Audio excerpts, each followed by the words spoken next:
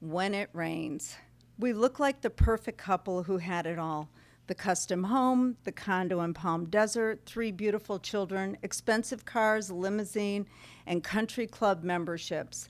That facade concealed a far from perfect marriage.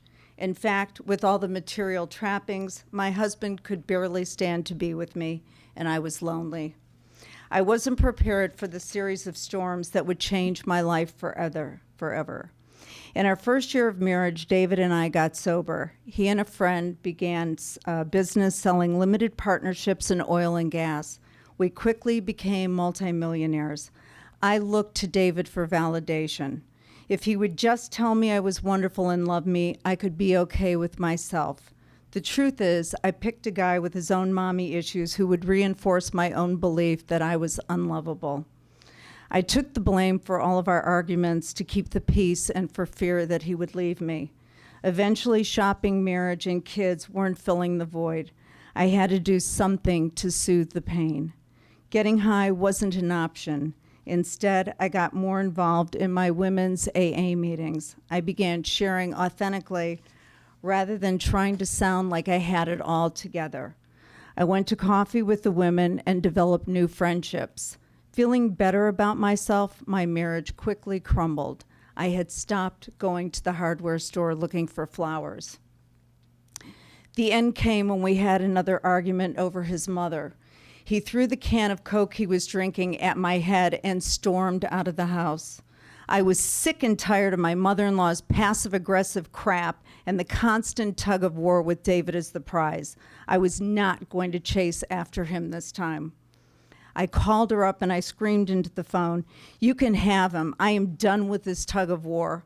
I laughed maniacally and I slammed down the phone.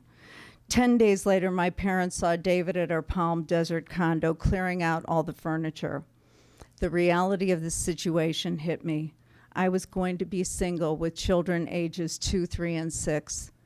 Fear and panic took over, but I wasn't going to beg him back. When I finished sobbing, I explained to our children that we were getting a divorce.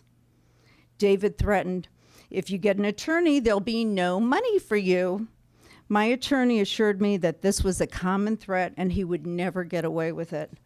Boy, was he ever wrong. The truth was revealed when the California State Department of Corporations raided David's offices. He was accused of swindling 8,000 investors out of $200 million. It made the LA Times front page and other media outlets. I had married a con artist. Everything felt surreal. I could barely function. How could I ever trust my judgment? The state had jurisdiction over divorce court now, so my financial support came to a halt. My house went into foreclosure. I filed bankruptcy to keep from being homeless. My friends helped me stay sane. As a self-proclaimed Zen Buddhist, I believed in some energy ruling the universe, but I didn't know how to apply it to find the same kind of comfort that I had seen with others. Somebody gave me a bookmark, Footprints in the Sand. When I read it, the knot in my stomach went away. I read it every time I got into fear. I changed the dialogue in my head in order to shut out the boogeyman. I envisioned God as a balding, stocky Jewish movie director with his director's chair and a megaphone, and he would yell at me through that megaphone, "Carrie, I'm the director of this soap opera. You just play your part, and I'll run the rest of the cast." That visualization gave me intervals of peace. I couldn't control the actions of others. I could only do the footwork and let go of the results. Instead of drowning in the drama of my divorce and the media that ensued, I took action. I went to work for my father's company. I started with administrative work and quickly moved into collection negotiation for one of his other companies.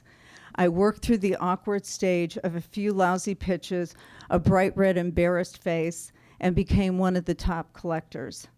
But then the next storm rolled in. My brother Michael developed AIDS-related brain tumors. During his final weeks of life, I watched his friends and colleagues came by to acknowledge him for the contribution he had made in their lives. They told Michael how much he was loved and would be missed.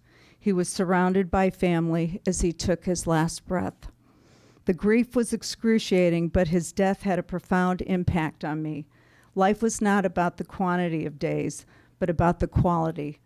Michael left this world knowing he had made a difference.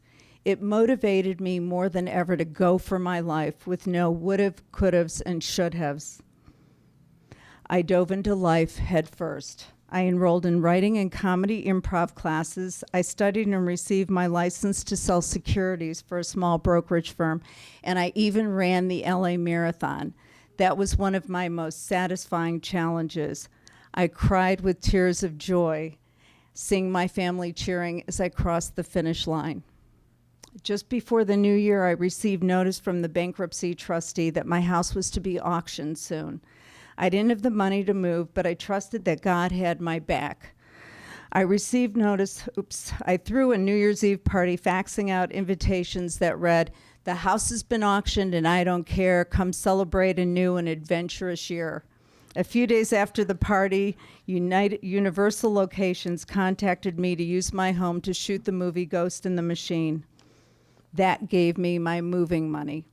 6 months after our move, my children and I were rudely awakened by the Northridge earthquake. We were all unhurt, but many of our things were damaged beyond repair.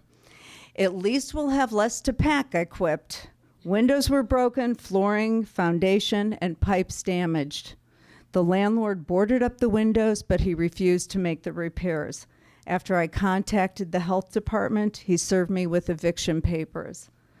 The building in which I work was condemned, so now I was unemployed. I received FEMA assistance and unemployment, and I had 1 month to move. With my bankruptcy and my lack of employment, no one would rent to me. I prayed for clarity, and 3 days in a row, I heard people talking about visiting Scottsdale, Arizona. That was my sign. The kids and I drove to Scottsdale and loved it. My credit wasn't an issue there. I signed the apartment lease and drove back to LA to pack up our things. All along, the universe was pushing me back into my former career. Each time I would ask for clarity, I'd get calls from clients for readings, but I didn't have the faith that I could support my children talking to dead people and predicting the future. I finally surrendered to the universe and pursued it head on. We struggled for 4 years. I finally got my break going on a popular radio show, taking audience call-ins and morning drive. My career took off from there. So you see, the shitstorm turned out to be the perfect storm. I never would have imagined that life's obstacles could be opportunities for personal growth and lead me to a beautiful and extraordinary life.